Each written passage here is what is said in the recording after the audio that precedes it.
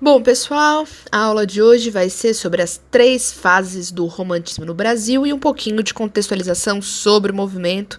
Então, segura aí que o movimento é sexy, sangue, suor, lágrimas e ranger de dentes. Bom, primeiro, o bom e velho contexto histórico. O romantismo surge no final do século XVIII e se fortalece, finca suas raízes no século XIX. Então, momentos muito movimentados da nossa história. A gente tem a ascensão da burguesia, né, no lugar da aristocracia que vinha ali dos déspotas e dos reis e tudo mais, até porque teve a Revolução Francesa, não sobrou ninguém com cabeça, né? E aí, vocês já sabem, a coisa continuou. Eu sei que eu falei que tinha a Revolução Francesa também na parte do arcadismo, mas a gente tem que lembrar que as coisas são a transição, né? Então tem o movimento que leva à revolução e tem as consequências da revolução. É nessa transição também que existe o surgimento de uma nova sensibilidade artística, tá? E estamos falando dele, aquele que era pequeno, porém notável, Napoleão Bonaparte, metendo o famoso terror e o louco na Europa e fazendo com que a família real de Portugal viesse para o Brasil e ainda no século XIX acontecessem os movimentos de independência na América, incluindo a independência meio mequetrefe, sabemos, mas ainda assim independência do Brasil. Bom, aqui a gente tem que falar um pouquinho da abrangência do movimento, tá? Porque o fato de que a gente está num momento histórico em que existe maior possibilidade de produção significa que ela se ampliou. Então, o romantismo ele vai ter braços muito importantes em vários países. E a gente precisa conhecer para entender de onde vêm as referências até dos artistas brasileiros, tá? Bom, a primeira obra que é considerada romântica para muitos acadêmicos, ela foi publicada na Alemanha em 1774 pelo Wolfgang Goethe, e esse chamava Os Sofrimentos do Jovem Werther, um livro que pelo título a gente já percebe que se tratava de alegrias, né? Bom, brincadeiras à parte, Os Sofrimentos do Jovem Werther conta a história do Werther e do seu amor pela Charlotte e as consequências trágicas de ele não ter sido correspondido, tá, por ela.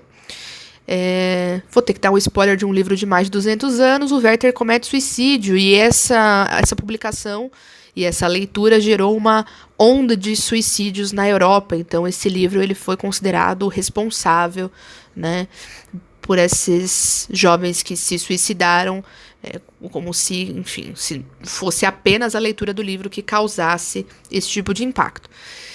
Na França, a gente tem um outro movimento muito importante do romantismo, que é capitaneado principalmente pelo Victor Hugo, que tem 2 obras que vão ser assim, ó, o manual do romantismo ali, tudo que a gente tem do romantismo aparece nas 2 obras dele. Uma é Os Miseráveis e a outra é O Corcunda de Notre Dame, que não tinha exatamente esse nome na primeira publicação e nem foi inventado pela Disney, tá? Foi escrito no século XIX por um autor francês. Em ambas as obras a gente vai ver que aparecem muitos dos elementos do romantismo, mas o Victor Hugo ele foi um ícone do movimento, uma inspiração para muitos artistas. Teve inclusive uma geração brasileira que se inspirou diretamente nele, tá? Então é muito importante lembrar. Na Inglaterra, a gente teve o Lord Byron, pegador, gato, bonitão. Sim, tudo isso. Porém, triste, tá? Os poemas deles são extremamente melancólicos. Toda vez que a gente se refere, então, a essa exacerbação de sentimento, essa melancolia, esse pessimismo, essa dor, essa sofrência, a gente muitas vezes vai encontrar o termo byroniano, que vem do Lord Byron, da Inglaterra, tá bom? E é claro que Portugal não ficou de fora. A gente tem 2 autores muito importantes do romantismo português. Um é o Camilo Castelo Branco. As 2 obras principais dele são Amor de Perdição e Amor de Salvação. E a gente tem o Almeida Garré. O Almeida Garré já teve, inclusive, livro na lista de vestibulares da Unicamp, mas sempre tem boa notícia, né, gente? Porque tanto livro mais legal pra gente ler na vida. O Almeida Garré teve seu momento e hoje descansa, não é?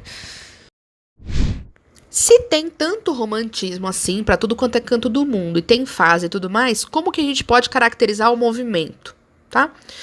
Então tem algumas questões importantes. Quais são os elementos em comum? Primeiro, a questão de não ter a rigidez de um modelo. Lembra que muitos movimentos que vieram antes do romantismo tinham um apego à forma clássica. Muitos eram, inclusive, extremamente rigorosos, né, com a linguagem que se utilizava, com a métrica da poesia, com o assunto que ia para dentro de um livro. Tá? O romantismo ele tem essa libertação, vai dentro da subjetividade do autor. Então, o que vai prevalecer é o individual. Tá? Outra questão que vai aparecer em todos os romantismos classicões mesmo é o egocentrismo, ou seja, o sujeito olhando para si, para dentro de si, e uma ruptura um pouco do olhar coletivo, que tem tudo a ver com a ascensão dos burgueses safados, né, gente? Convenhamos, tudo faz sentido. O olhar subjetivo ganha espaço, assim como o espaço para falar da sensibilidade em oposição à racionalidade. Ou seja, o romântico ele não resolve pelo pensamento, ele resolve pela paixão, resolve pelos sentimentos a sua relação com o mundo. Vai também existir um movimento de nacionalismo. Eu sei que a gente está num determinado momento histórico em que a gente vê a palavra nacionalismo e cai babando em posição fetal no chão, dá aquele pavor. Mas aqui a gente está falando de um nacionalismo do bem, em que, na verdade, existe a exaltação da natureza, a exaltação do povo, a exaltação da cultura. Não existe uma ideia de extermínio da diferença, tá bom? Isso vai vir depois, calma, né? Primeiro vem uma coisa boa para depois a tragédia. E a grande questão romântica vai ser o termo ultrasentimental. Nenhum sentimento romântico é discreto, é tudo sentido à máxima potência. Seja o amor pelo país, seja o amor pelo crush que não nota, seja o amor pelas causas e pela luta social. Tudo é extremo, forte, muito pulsante. A primeira fase do romantismo no Brasil foi a fase nacionalista, tá? Então as publicações aqui elas eram essencialmente relacionadas ao Brasil, tá bom? Então o que a gente vai ter de elementos? O indianismo, ou seja, a elevação do índio como um herói e tudo mais, é claro, né? Na literatura, porque na prática o povo exterminava mesmo e é isso daí. O ufanismo, que é uma expressão sinônima de exaltação nacional e de nacionalismo, mas é legal a gente saber sinônimos também, né, pra gente não usar sempre as mesmas palavras, então aqui uma gotícula de vocabulário. Os brasileirismos vão aparecer principalmente nos autores que escreverem romances regionais, em que vão aparecer os sertanejos e a variante linguística deles, então existe essa valorização. E também vão aparecer elementos de religiosidade. E aqui é claro que eu estou falando essencialmente de religiosidade cristã. Né? Nesse momento a gente ainda não tem uma pluralidade nessa existência da religiosidade. Os dois autores que mais marcam esse momento da primeira geração são o Gonçalves Dias e José de Alencar. Vale lembrar que primeiro que os autores, eles não ficam parados numa fase só, né? Então, não adianta a gente achar que a pessoa tá fincada na fase 1 e aí quando ela migrar pra fase 2, pá, tudo que ela tinha feito antes ela esqueceu. Não é dessa forma que funciona, todo mundo coexiste. Muitas pessoas viveram, inclusive, bastante tempo do século XIX, né? Então, existe o auge de cada movimento, o que estava sendo mais produzido e mais valorizado. Quando a gente fala de fases, é como se estivesse falando de ondas do mar mesmo. Veio uma, veio a outra e as duas estão no mesmo mar, as coisas estão acontecendo ao mesmo tempo, tá? Então é importante lembrar disso, ninguém dorme nacionalista e acorda ultrarromântico, não é assim que funciona. Essa fase 2, que é a fase ultrarromântica, é provavelmente a que nós vamos conseguir identificar com facilidade até os dias de hoje, tá? A gente está falando de um movimento melancólico, ou seja, em que a melancolia estava presente, aquela tristeza, meio às vezes sem ter um motivo, sem saber um porquê, uma tristeza de alma mesmo, tá? O pessimismo, ou seja, tudo vai dar errado, tudo é ruim, a vida é horrível, tá?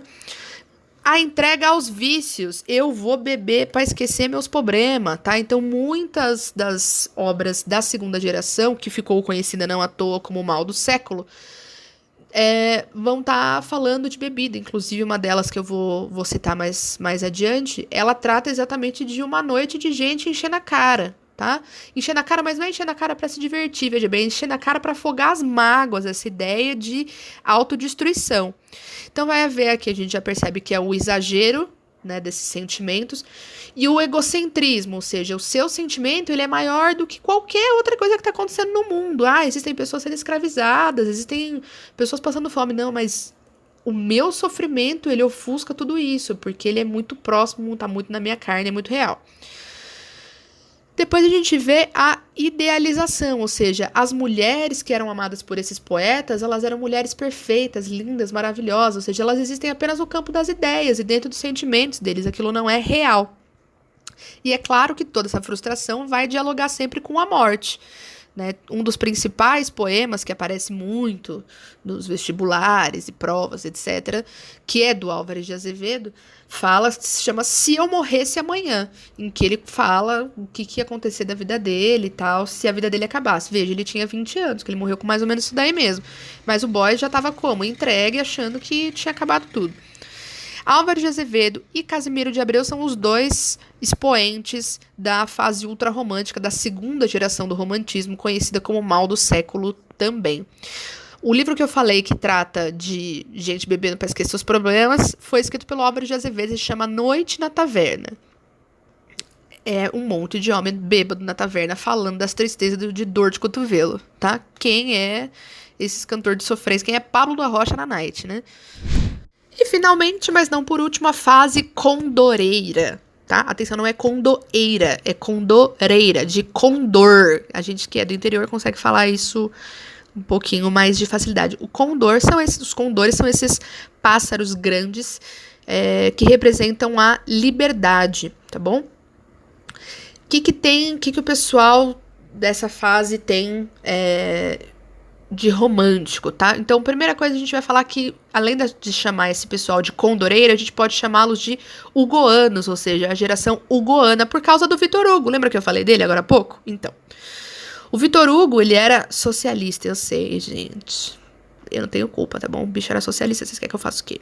Vitor Hugo era socialista, ou seja, ele falava mesmo de ideais de igualdade, de redução dos acúmulos de riqueza, tá? A gente tá falando do século XIX, então aqui a gente já tem as ideias das comunas acontecendo, tá? Lá na Europa. E aí, essa geração hugoana ou condoreira aqui do Brasil, ela vai beber dessa preocupação com o social. Ou seja, ela vai encontrar na luta pela igualdade a sua paixão. Olha que bonito, tá vendo? O amor, então, que ela descreve não é mais um amor idealizado de sofrimento, é um amor real. Inclusive, tem uns poemas do Castro Alves que são bem safadinhos, tá? Então, é um amor real que, inclusive, as pessoas transam, entendeu? Não é um amor que fica aqui, meu Deus, a minha cabeça. É um amor que, vamos lá, gente, é de verdade, gente da gente, vamos lá. Essa causa social a causa social mais forte que aparece para os condoreiros no Brasil é o abolicionismo. A gente tem que lembrar que o Brasil foi o último país do mundo a oficializar a abolição da escravidão, né? Então, a gente tá falando aqui século XIX, meados ali do século XIX, meados já um pouco mais pro final. Então, a gente tá falando aí aproximadamente uns 20 anos antes de haver a abolição. Então, esses poetas escreviam falando sobre a liberdade que era importante garantir para que o povo vivesse bem, para que vivesse melhor. Outro aspecto que era defendido era a ideia de que a monarquia ela não tinha emancipado o Brasil e que era necessário que fosse transformado o país numa república. O grande ícone da fase condoreira foi o Castro Alves, que tem poemas maravilhosos e incríveis. Na nossa próxima aula, eu vou tratar das obras fundamentais de cada uma dessas fases, para que vocês conheçam, mesmo que não leiam, do que se trata cada uma e como classificá-las e como analisá-las direitinho, tá bom? É isso, por hoje é só. Preparem-se, estudem bastante essa aula para a próxima, porque na próxima a gente vai precisar de alguns conceitos dessa para retomar.